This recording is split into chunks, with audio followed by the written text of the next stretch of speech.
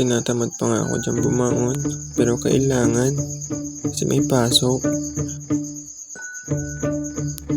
At ayun na nga, napaupo na ako. Pero bago ang lahat, ayusin ko muna ang aking pinaghigaan.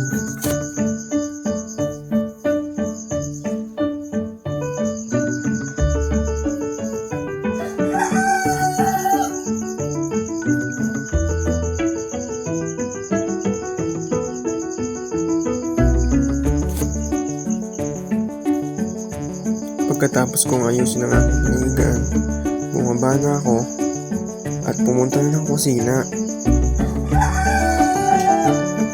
Tumingin-tingin pa nga ako sa paligid dyan kasi akala ko may ibang tao, wala pala.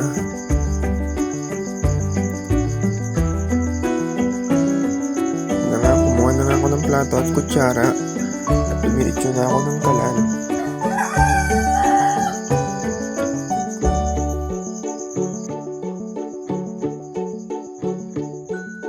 Kumuha na nga ako dyan ng sinahog na kanin. And after ko kumuha ng sinahog na kanin, sinunod ko naman ang ulam, ang meatloaf.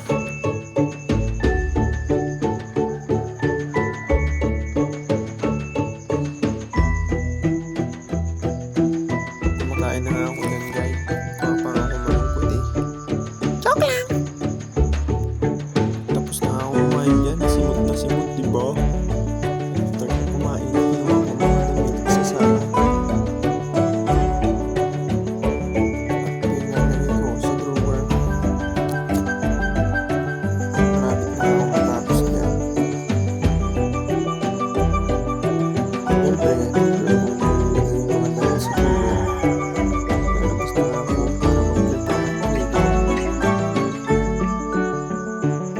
Diba ang bilis?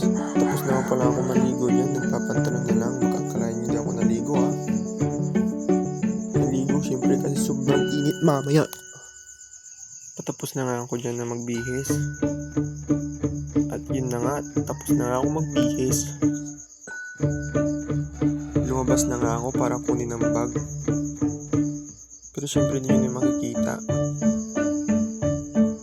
Lumabas na nga ako at pumunta na sa motor para paandarin to at painitin. Mainit na nga yung makina, guys. Kaya paalis na nga ako dyan. Papasok na ako kasi late na ako. May binto pala kami. Papasok na ako. Bye-bye!